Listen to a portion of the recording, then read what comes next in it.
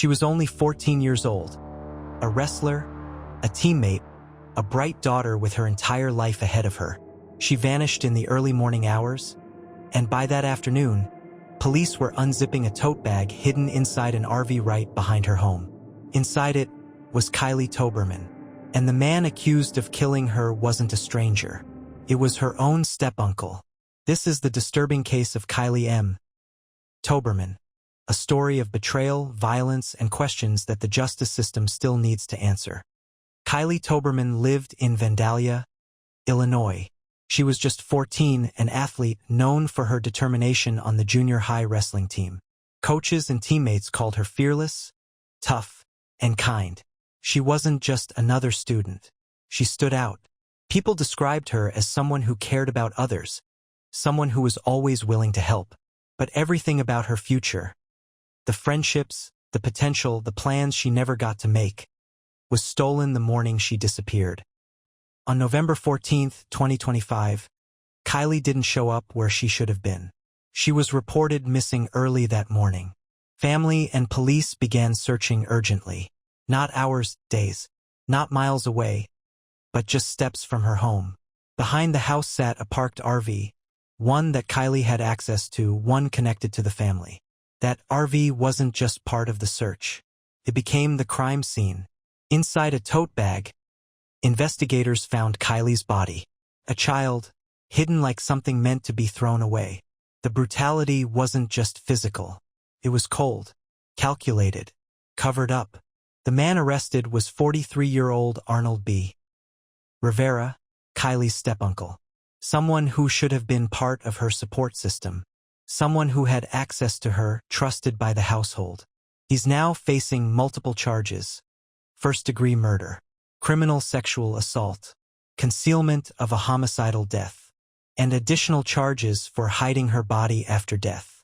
Investigators say Kylie was sexually assaulted in a vehicle, not in the RV, but before she was killed. Then, according to charging documents, she was strangled using jumper cables.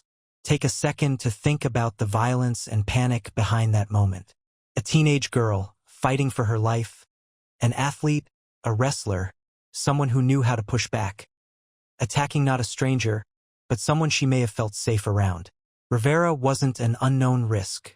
He had a criminal history going back decades. In 2000, he was charged with child sexual abuse and burglary.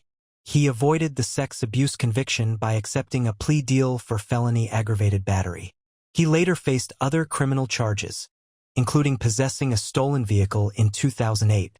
So how was a man with past violent and predatory behavior allowed to live in a home with a young girl? Why was he trusted? Why was there no monitoring? Every time questions like these show up after a tragedy, they're too late. The RV behind the home wasn't just a random vehicle. It belonged to the household. Rivera had access to it. Kylie had access to it. Police say the investigation is looking into the environment inside that RV, whether it was being used as a living space, a hangout, or something else. It takes extraordinary arrogance and confidence to hide a child's body just feet from where her family lives. Rivera didn't take Kylie far.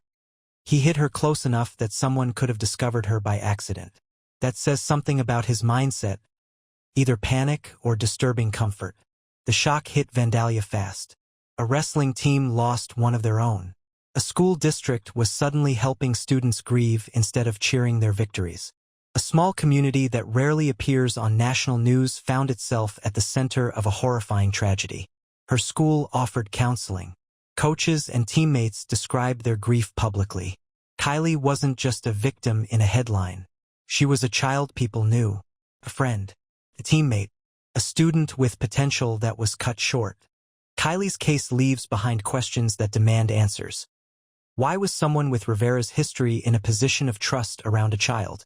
How often did Kylie interact with him? Were there warning signs that anyone missed or ignored? Could this crime have been prevented if earlier convictions were handled differently? And the biggest question, how can a 14-year-old be unsafe in the one place every child should feel protected? Their own home? Justice for Kylie doesn't end with an arrest. It doesn't end with a conviction. Justice is prevention. It's about asking how many children are currently living with adults who have histories that put them at risk. It's about systems that fail children when background checks aren't enforced, even inside families. Kylie's story isn't only about one violent act. It's about a series of failures that allowed a predator to be close to her. Failures that destroyed a young life and left a community grieving. If you want updates on this case as it moves through the courts, make sure to subscribe.